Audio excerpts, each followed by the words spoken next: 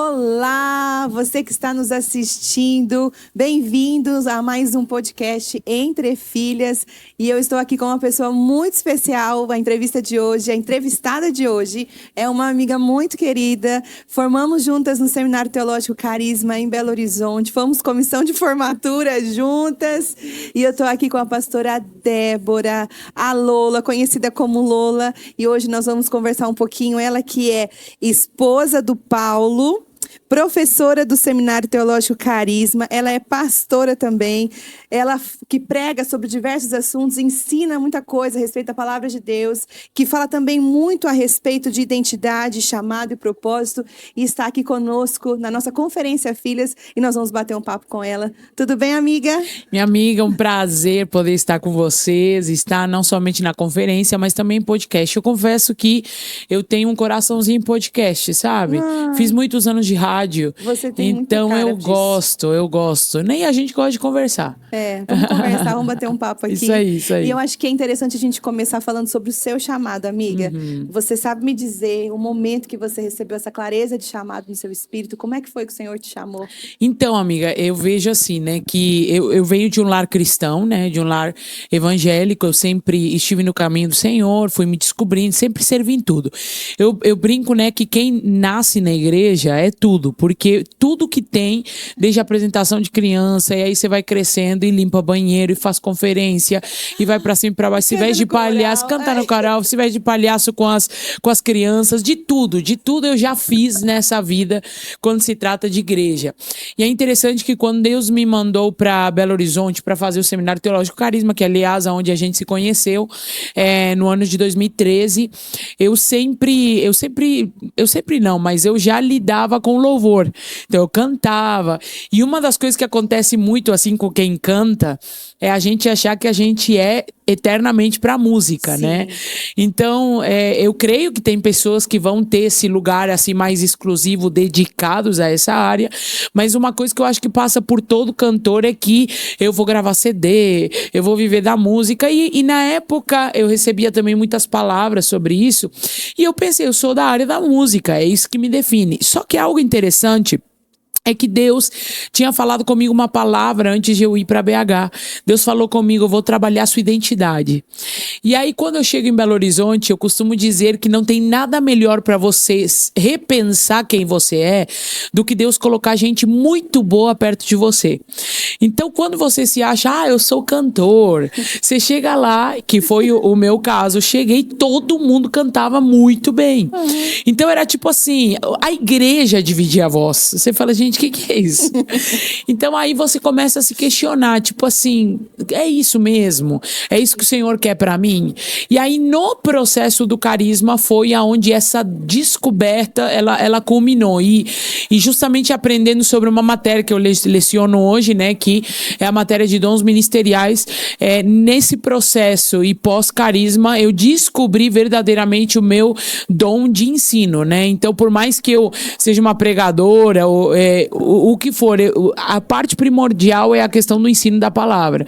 Então eu falo assim, eu sou pastora, mas até no gabinete eu ensino, né? Porque o mestre, foi aí que eu fui descobrindo, né? Essa paixão, essa habilidade, né, de poder ensinar. Exatamente, amiga. Glória a Deus. Bom, sobre identidade e propósito, um assunto que você tem falado a tantas pessoas aí, né, ao redor do Brasil e fora do Brasil também. Eu queria que você falasse para nós um pouquinho a respeito desse tema, identidade e propósito. Então, são duas coisas que estão diretamente relacionadas, né? Porque eu não consigo cumprir o meu propósito, o meu desígnio, aquilo que Deus tem para mim, se eu não entendo quem eu sou. Por quê? Porque aí é onde nós intercorremos em algumas problemáticas. Por exemplo, pessoas tentando se adequar a um determinado propósito porque acham que deveriam ser tal ou qual coisa. Então, quando eu não descubro quem eu sou, eu também não entendo o que foi a minha porção, o que foi foi dado para mim. Nós sabemos que existe um chamado que ele não tem a ver com estilo, nem com perfil, e eu nem diria chamado, mas uma ordem, que é a ordem da grande comissão. Isso independe de perfil, de como que eu sou, é uma ordem para todo cristão e todos nós precisamos viver isso. Agora, o formato de como eu vou alcançar esse lugar, de como que eu vou atingir a missão que Deus estabeleceu para mim, a porção que Ele designou para mim, está diretamente relacionado à minha identidade. Então eu vou te dar um exemplo aqui básico para que a pessoa que está nos assistindo possa compreender um pouquinho mais. Sim. Quando a gente entende quem a gente é, a gente compreende que existem características dentro de nós que a gente não deveria abrir mão e que a gente deveria preservar. Por quê? Porque elas são diretamente condizentes com o propósito. E às vezes, quando a gente não sabe dosar, a gente quer transformar. Quando, na verdade, a gente deveria entrar num lugar de equilíbrio. Então, colocando um exemplo para quem gosta de ensino. Isso. Colocando Bora um exemplo. Às vezes a gente é uma pessoa... Vou colocar meu exemplo. Eu sou uma pessoa que fala muito, muito espontânea, muito pra frente. Então, quando a gente, às vezes, fala o que não deveria, fala demais, e de repente a gente recebe uma correção por isso, ou tem uma consequência negativa por isso, a gente quer ir para o outro extremo. O que a gente fala? Pois agora eu não falo mais nada. Quer saber? A gente olha para aquela pessoa mais recatada, mais quieta, e a gente admira como, tipo, o símbolo de sabedoria. Sim. Né? Eu vivo isso com meu marido. Meu marido é muito mais calmo que eu. Então tem horas que eu acho que ele tá esfregando a sabedoria dele na minha cara. E ele não falou absolutamente nada. Só que eu falo, você se acha o sábio, né? Porque você fica quieto. E ele fala pra mim, amor, não falei nada. E dá risada. Porque, na verdade... talvez aquela ausência de equilíbrio da gente faz com que a gente admire o oposto, acreditando que eu tenho que me tornar isso, que esse é o alvo. E aí eu começo uma luta incansável, não para dosar, mas para mudar. Exato. Então eu não quero falar mais, não quero...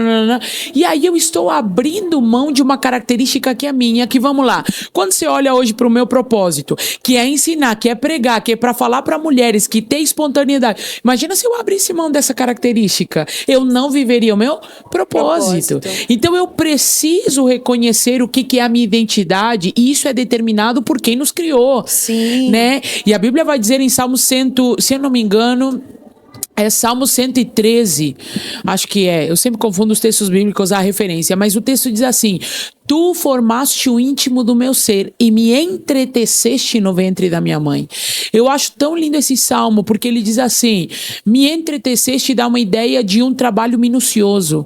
Então eu costumo dizer, nós não somos um espirro de Deus. Espirrou e saiu. Não, nós somos um trabalho minucioso de Deus. E às vezes eu estou querendo podar ou exterminar coisas em mim, da minha personalidade, do meu jeito, que estão diretamente atrelados ao meu propósito. Sim. Então por isso que eu preciso reconhecer a minha identidade na fonte, quem me criou, o que ele quer de mim, o que ele colocou em mim, que é uma questão de equilíbrio e não de transformação, né? Então eu acho que isso é muito importante. Isso, ótimo, amiga. Pensando aí, né, na nossa identidade, nossa origem, agora eu quero um papo de filha para filha. Filha que somos. Existe algum conselho que você ignorou enquanto filha e que você não desejaria ter ignorado? É interessante essa pergunta, achei boa essa pergunta. Sim, viu? a pergunta da Tainá Bueno pelo Instagram. Gostei da pergunta.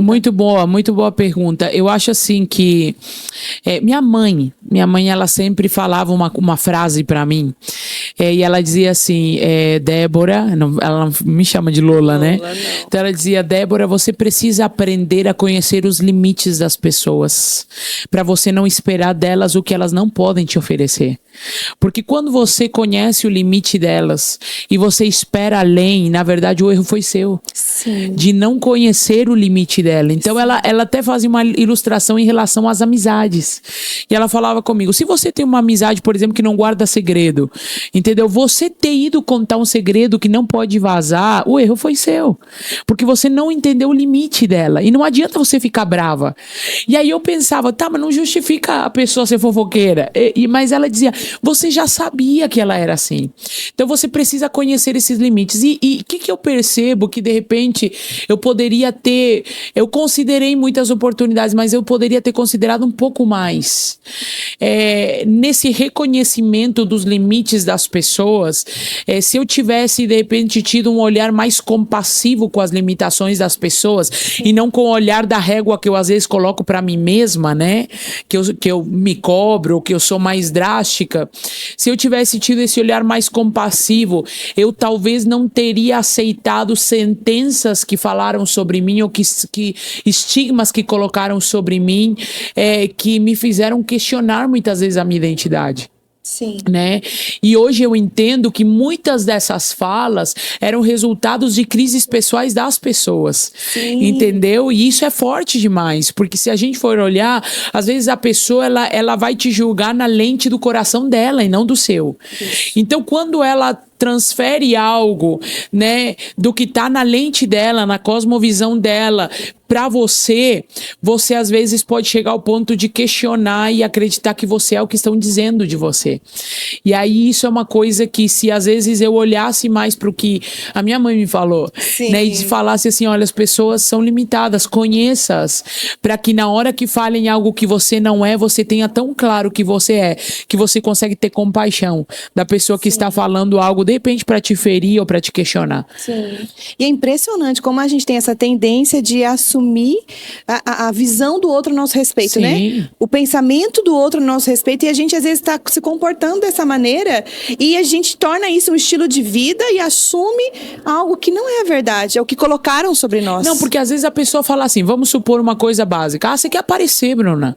E aí você ouve isso, você quer aparecer, qual que é a tendência? Se eu realmente, você aceitou, se eu realmente estou querendo aparecer, o que eu vou fazer? O caminho inverso. Então eu vou fazer o quê? Me esconder. E aí você deixa de viver o que é a sua identidade, no seu coração nunca teve a motivação de aparecer, e quando Deus te dá oportunidades aonde você fica em evidência, você luta até contra o que Deus está te proporcionando. Por quê? Porque você aceitou uma palavra de alguém que talvez estava falando do que o coração dela tem. Entendeu? E não o seu. Não estou dizendo que isso é sempre, às vezes são coisas que nós devemos mudar mesmo. Por isso que eu costumo dizer, a gente precisa ter claro quem são as pessoas que têm voz no nosso coração. Nós temos que ter pessoas que tenham voz, que nos falem e a gente reflita, é isso mesmo? Mas é diferente quando você acaba aceitando algo como sua identidade quando ela não é. Né? Exatamente, por isso que eu acho que esse tema da nossa conferência, da nossa entrevista, né, filhas, vai fazer a gente voltar para essa essência, né? Exato. Porque antes de, até mesmo, não só do que as pessoas dizem, mas o que nós assumimos ao longo da vida, os papéis, né? De repente eu me tornei mãe, de repente eu me tornei esposa, de repente eu me tornei tantas funções, mas eu nunca deixei de ser filha. Exato. Então, eu acho que isso cabe também, né? As pessoas estão falando ao meu respeito, mas tem algo que eu não deixei de ser. Essa é a minha identidade no Senhor. Sim. E nós precisamos cada vez mais do Espírito Santo para nos mostrar isso, né, amiga? Amém. Isso aí. O Espírito Santo é que vai nos guiar, né? O tema da nossa conferência é aquelas que são guiadas pelo Espírito Santo de Deus. Sim. E sem esse dirigir do Espírito Santo de Deus em nós vamos acabar vestindo os rótulos e achando que exatamente é essa forma de viver, e não é exatamente, não é assim.